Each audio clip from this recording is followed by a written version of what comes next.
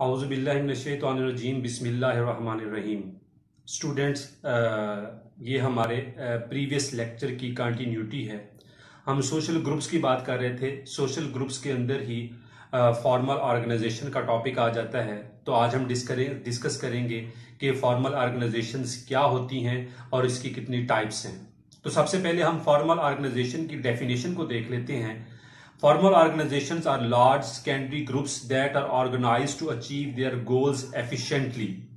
They are product of rationalization of society.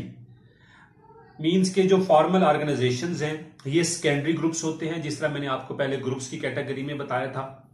उसके अलावा इनका जो पर्पस होता है वो ये होता है कि किस तरह से टास्क को एफिशिएंटली परफॉर्म करना है।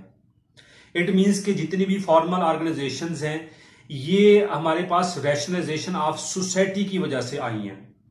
मतलब जैसे हमारे पास टेक्नोलॉजी आई है, जैसे हमारे पास कम्युनिकेशन के बहुत सारे हमारे पास रास्ते आए हैं, तो इस वजह से ये फॉर्मल ऑर्गेनाइजेशन का स्ट्रक्चर भी हमारी सोसाइटी में आ गया। इन ऑर्गेनाइजेशंस का जो मेन पर्पस होता है वो होता है कि प्रॉफिट गेन किस तरह से करना है, किस तरह से जो इनके एम्प्लॉइज हैं उनसे मैक्सिमम काम लेना है और वो एफिशिएंटली काम लेना है। जो प्रोडक्ट वो तैयार कर रहे हैं वो किस तरह से एक इफेक्टिव प्रोडक्ट बन सकती है उनके क्लाइंट्स के लिए, उनके यूजर्स के लिए। तो फॉर्मल ऑर्गेनाइजेशंस में सेकेंडरी रिलेशनशिप होगा।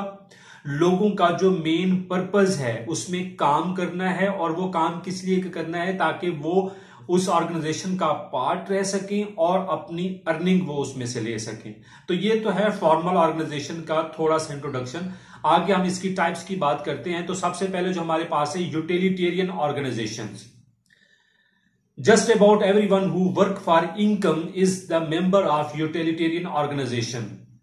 कि आप किसी भी ग्रुप को, किसी भी कंपनी को जब आप ज्वाइन करते हैं for the purpose of income, तो वो हमारे पास है यूटिलिटेरियन ऑर्गेनाइजेशन।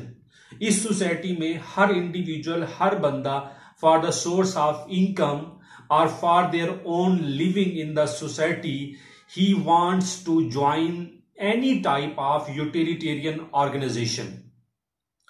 उसमें वो अपना काम एफिशिएंटली करेगा और जो एम्प्लॉयर है वो उसको पे करेगा। तो जितने भी कोई टीचर है, कोई सॉफ्टवेयर इंजीनियर है, कोई डॉक्टर है, या कोई ड्राइवर है, कोई और काम करने वाला है, हमें अपनी सोसाइटी में जितने भी लोग काम करने वाले नजर आते हैं जो किसी ऑर्गेनाइजेशन का पार्ट होते हैं वो यूटिलिटेरियन ऑर्गेनाइजेशन है। उसके अलावा हमारे पास जो सेकंड टाइप है वो है normative organisation.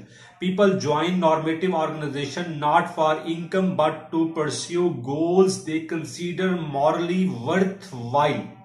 They are also called voluntary organizations.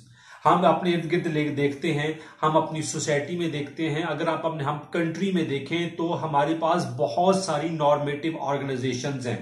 Like Edhi trust है, उसके अलावा हमारे पास रेड क्रिसेंट है या द लायंस क्लब है।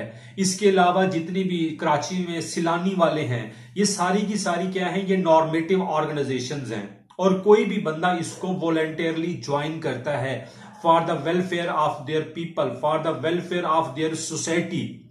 समटाइम्स हम अपनी खुशी के लिए भी, अपने पीस के लिए भी नॉर्मेटिव ऑर्गेनाइजेशंस को ज्वाइन करते हैं कि हम कुछ ना कुछ सोशल वर्क करें सोसाइटी के लिए, इससे हमें खुशी मिलती है। और दूसरा, इस ऑर्गेनाइजेशन में डेमोक्रेटिक कल्चर होता है। इसमें कोई भी बंदा किसी भी लेवल पे वो क्वेश्चन भी कर सकता है, वो अपनी राय भी दे सकता है, और जो बाकी लोग हैं उसकी राय को एक्सेप्ट भी करते हैं।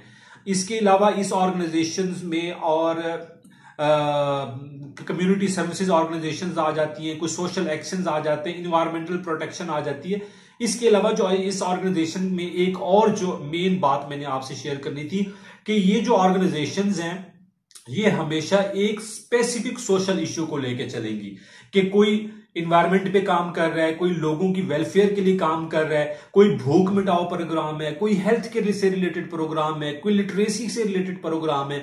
तो इस तरह हर नॉर्मेटिव ऑर्गेनाइजेशन का अपना एक स्पेसिफिक गोल होता है और वो किसी एक सोशल इश्यू को लेकर चलते हैं। उसके पास हमारे पास थर्ड कैटेगरी है coercive organisations. These organisations have involuntary membership. They are total institutions that feature very strict control of members by top ranked officials. Coercive organisations को टोटल इंस्टीट्यूशंस भी कहा जाता है।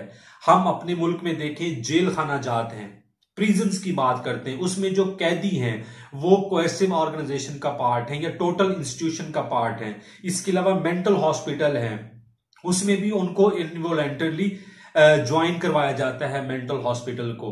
तो ऐसी वो इंस्टीट्यूशंस जिसमें हमारी सोसाइटी के अगर वो लोग जो क्रिमिनल्स हैं, वो लोग जो मेंटली डिसेबल हैं, अगर आप उनको सोसाइटी से अलहदा किसी एक बिल्डिंग के अंदर, किसी एक इंस्टीट्यूट के अंदर आप उनको जब रखते हैं तो उसको हम कोएर्सिव ऑर्गेनाइजेशन कहते हैं।